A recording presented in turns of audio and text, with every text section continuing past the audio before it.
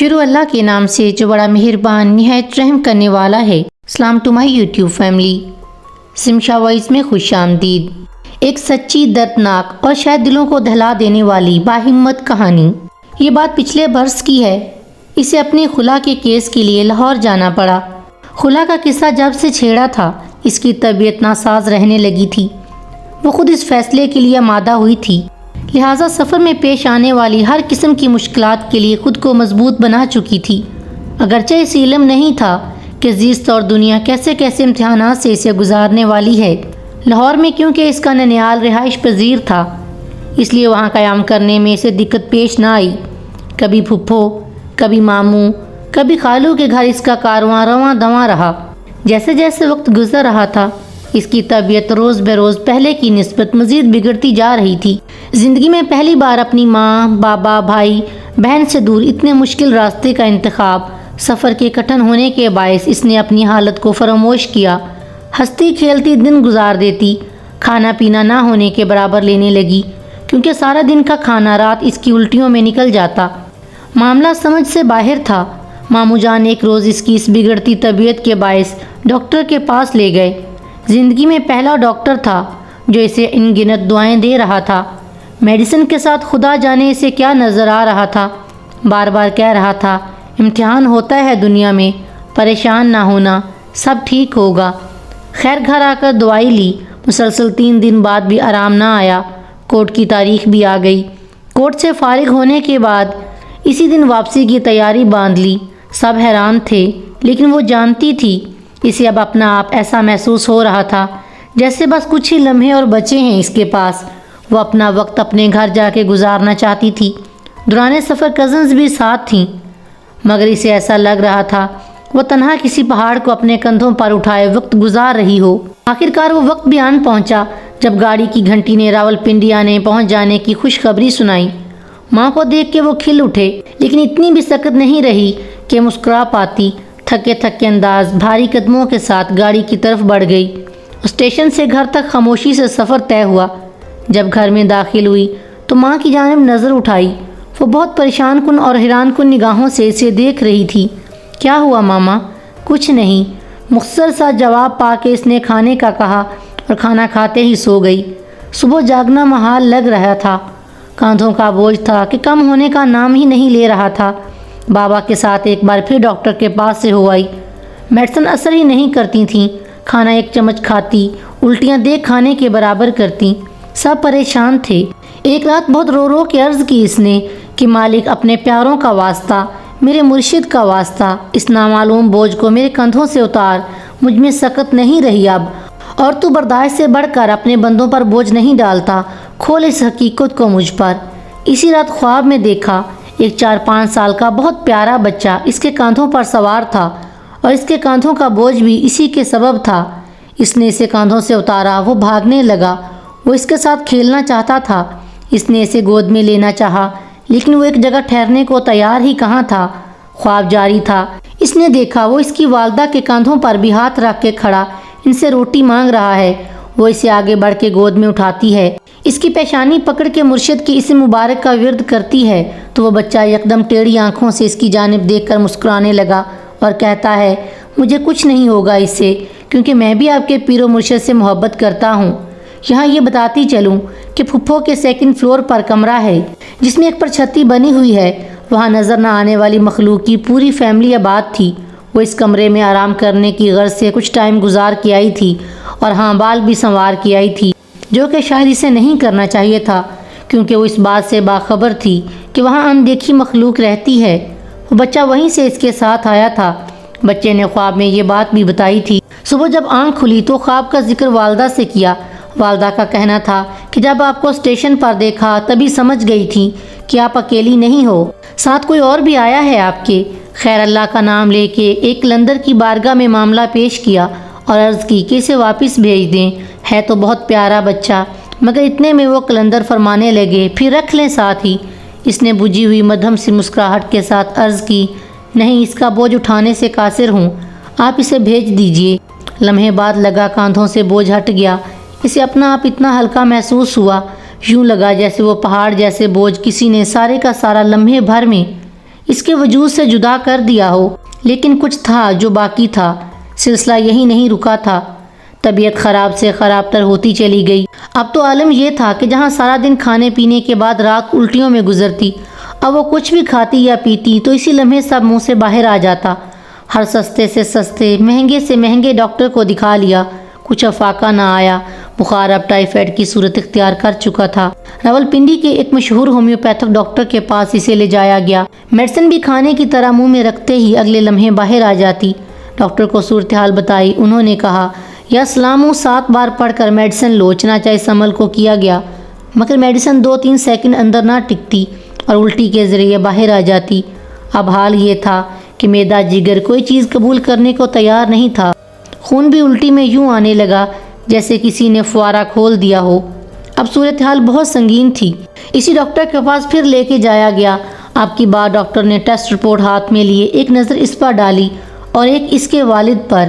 یہ 90% مردہ ہے، آپ مردہ ساتھ لیے کر گھوم رہے ہیں، آپ اس کو اب لائے ہیں جب یہ مکمل ختم ہو چکی ہے۔ ان کے لہجے میں دکھ تھا۔ اب وہ اس سے مخاطب ہوئے، دیکھو تم میری بیٹی بھی ہو، بہنوں کی طرح بھی ہو، اپنے آپ کو خود بچا سکتی ہو، ہمت رکھو، کیا جینا نہیں چاہتی؟ اور اس نے بجھی نظروں سے ڈاکٹر کے آخری الفاظ کو سنا اور سامنے رکھے ٹیبل پر سر رکھ لیا۔ ڈاکٹر صاحب اب والد صاحب سے مخاطب تھے، اس کا مسئلہ ڈاکٹری نہیں ہے، آپ اسے کہیں اور لے کر جائیں۔ آپ میری بات سمجھ رہے ہیں نا؟ اسے دم کی ضرورت ہے، میں ایک ڈاکٹر ہوں، اس سے زیادہ مزید کچھ نہیں کر سکتا۔ اسے بچانا چاہتے ہیں تو لے جائیں، جلدی کریں، دیر مت کریں۔ وہ نرمی اور شفقت کے ساتھ بابا کو سمجھا رہے تھے۔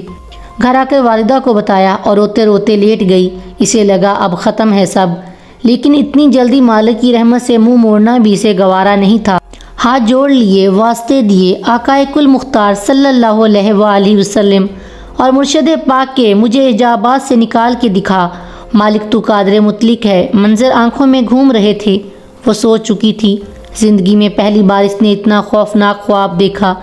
منظر کچھ یوں تھا، تاریک کمرہ، ایک عورت جو عمل کر رہی تھی جسے آپ اور میں کالا جادو کہتے ہیں، اور اس کے ارد گرد کھڑے لوگوں کے چہرے دیکھ کر وہ کانپ گئی۔ اس کا شوہر، نند، سسرال کے اور بھی کچھ لوگ۔ خوف سے وہ اٹھ گئی۔ ماں پاس ہی تھی، وہ رونے لگی اور اماں کو روادات سناتی گئی۔ ماں تکلیف محسوس کر رہی تھی، لیکن ہمت کا دامن تھامے اسے تسلی دی کہ اللہ سب بہتر کرے گا۔ ڈاکٹر کے مطابق کس کے جگر اور معدے کو کھایا جا رہا ہے، جیسے ہم کسی چیز کو بائٹ کرتے ہیں ویسے، اور ان میں سے مسلسل خون کا کارواں جاری ہے۔ اب وہ زیادہ تر اماں کے ساتھ رہنے لگی تھی، سوتی بھی ان کے ساتھ۔ ایک دن اماں نے سورۃ بقرہ کی آخری 2 آیات لگا کے اس کے کانوں میں ہیڈ فون لگا دیے۔ بس اسی بات کا کرنا تھا کہ وہ رونے لگ گئی۔ ہاتھ پاؤں مڑ گئے جیسے کسی نے جکڑ لیا ہو۔ امی بھائی سے بولیں، جو بھی ہے عمر میں چھوٹی ہے، بچی لگ رہی ہے۔ گول گول سر کو ہلاتے اس نے ماں کی بات کا جواب دینا شروع کر دیا، ساتھ ساتھ ہاتھ پاؤں کو مروڑتی گئی۔ جیسے ہی سورۃ بقرہ ختم ہوئی، اس کی تو طاقت ہی جیسے بحال ہو گئی۔ اس نے ہیڈ فون کو اتار پھینکا اور موبائل کا بھی یہی حال کیا۔ غصے سے روتی ہوئی ٹیرس پر چلی گئی۔ اماں پیچھے لپکیں اور تخت پر بیٹھی آسمان کو گھور رہی تھیں۔ اماں نے ہاتھ تھام لیا، اندر چلو۔ انگارہ اگلتی نظروں سے اس نے اماں کی طرف دیکھا اور ہاتھ چھڑوانا چاہا۔ وہ دل میں حیران تھی کہ وہ اماں کے ساتھ جانا چاہتی ہے۔ باطن سے وہ ٹھیک ہے، لیکن یہ ظاہر میں کیا ہو گیا ہے اسے؟